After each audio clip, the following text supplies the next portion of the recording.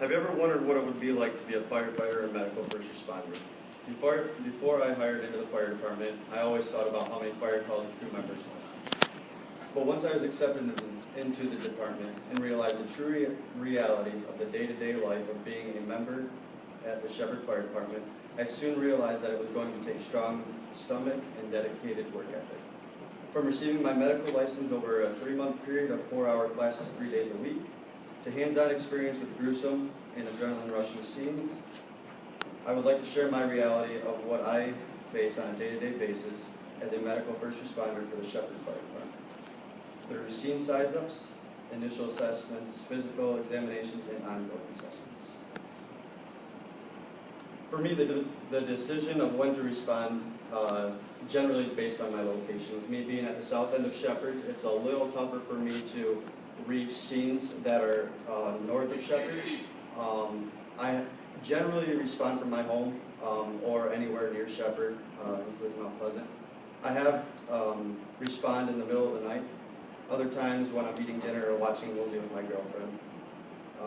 According to the Shepherd Fire Department webpage, the number of calls we go on annually is generally around 600, and that is both including medical and fire runs. To receive your medical first responder license, however, the Michigan Department of Health and Human Services states that a person has to undergo a minimum of 60 hours of classroom time. This is vital for us to have because we are able to administer our best care to the patient. While this class is very important and structured, it will never fully mentally prepare you for what you'll witness in the field. As a medical first responder, we take our jobs very seriously. Our response time can mean the difference between life and death with the patient. On our way to an incident, we begin to mentally prepare ourselves for what we will witness. Once we arrive on the scene, the step before reaching the patient is a scene size up. This is generally just to make sure the scene is safe, make sure we can access the patient safely, or if there might be any weapons or suspects involved. Once the scene is declared safe, we then go into our initial assessment of the patient. This includes taking vitals such as blood pressure and pulse. The rule number 1 that we have is to do no further harm to the patient. We are there to help, not to injure further. The most important step of being at the patient's side after the initial assessment is the physical examination. This can sometimes be a little uncomfortable for the patient, but it's for their best interest. This examination is a hands-on survey of the patient's body to determine any injuries on the outside or inside the body. The final step is the ongoing assessment.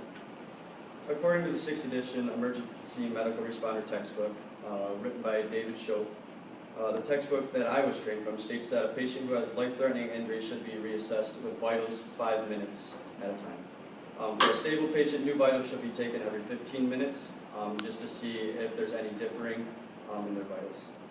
If a patient is deceased, the ongoing assessment then includes a scene investigation.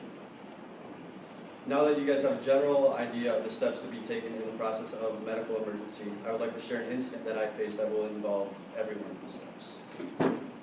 A medical emergency incident was paged out for a department at 2 a.m. of a lady in full arrest, and that means that she's not breathing and not conscious. I responded in my personal vehicle because it was right in the town of Shepherd and I wouldn't be able to reach a truck in time. Before entering the apartment of this suspected overdose, we looked around for any person with a possible weapon. With overdoses, suicide attempts, we usually go into a staging process because there's always weapons that could be involved or dangerous suspects. We discovered the lady face down in the bathtub with no clothing.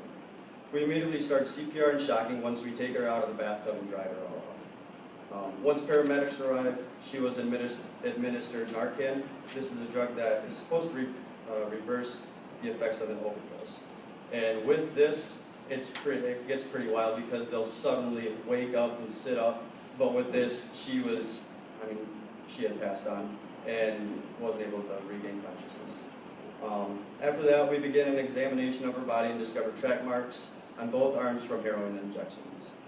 For those who don't know, track marks are caused from injection drug use, most commonly from heroin, and causes scarring and damage in the veins and tissue.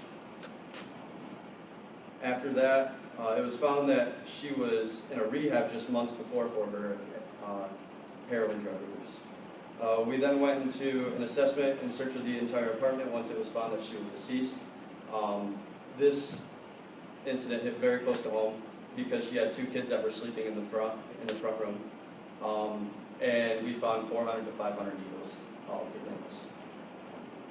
So in conclusion, medical first responders are tasked with a very important role in the communities where they reside.